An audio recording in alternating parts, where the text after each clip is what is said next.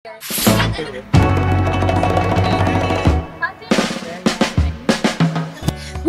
up, CFCSians? The week-long celebration of 3-in-1 Fest is finally coming to an end. Napakaraming ganap at pasabog ang ating nasaksihan this 58th Foundation Anniversary. Kaya naman let's see kung na-enjoy ba ng ating Gina Papetayan ang Foundation Anniversary this year. Kaya't ano pang hihintay natin? Let's go! How's the experience ngayong 3-in-1 Fest? Well, if I am going to talk about my experience, I have experienced a lot. Pero yung puyat talaga yung nangunguna. Because just imagine the most anticipated event. And marami tayong ginagawa even though it's already late night. Pero marami pa nang gawain. That's it.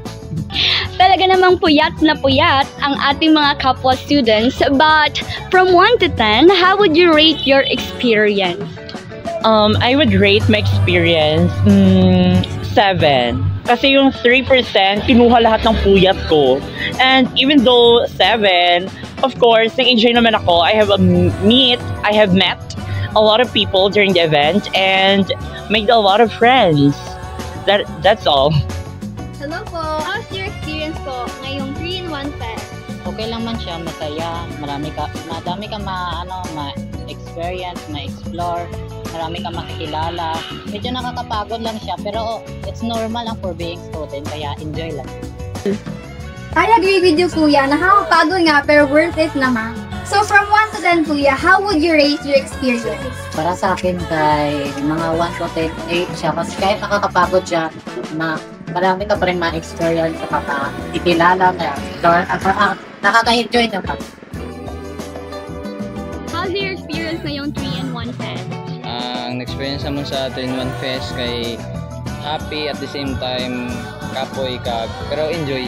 Ang kapoy siya kay siyempre magkuha ka mo sa mga kawayan tapos maghimo ka mo sa buhot, kailangan sang power or strength nga may ialay ka sa para mabuo ninyo inyong abutin. Happy siya kay na tagaan kami siyang chance nga mag-participate kag matagaan kami siyang chance nga mapakilala namon nga amon nga fraternity sa iban nga mga tao. Tapos ang fraternity namon ay hindi lang sila nga naginaisip sa iban nga tao nga away-away, something like that nga mabilong ka sa fraternity, pag masulog ka sa fraternity amo na dayon na. Pero ang amon nga fraternity is hindi sa amo sina. Amon nga fraternity gabulig kami, ga unity kami, ga isa kami sa tanan same sitong nagfeeding program kami para sa elementary sang safe system. This foundation is truly special dahil nabibigyan ng mga chances ang mga sororities and fraternities to showcase their creativity and talent. Now, I would like to ask, from 1 to 10, how would you rate your experience?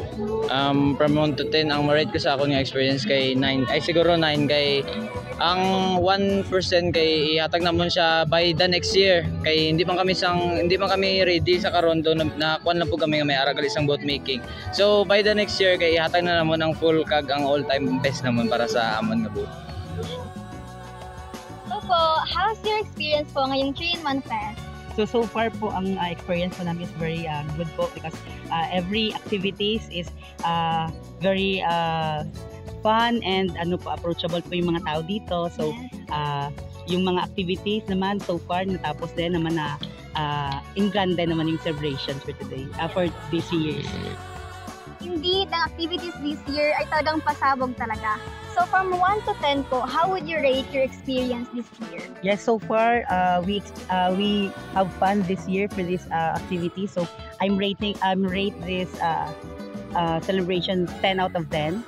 So that's my rate for this activity. Talaga namang wow at habay na habay ang energy ng ating mga students. Hearing their thoughts and experiences proves how special this 3-in-1 Fest really is. Whether it's about competition or connection, this celebration is all about unity, friendship, and forging unforgettable moments. Stay hyped, stay loud, and keep the CFCST wow! I'm Jessa Magbanmo Robles. And I am Precious Emiliano. And this is the Campus Snap Talks.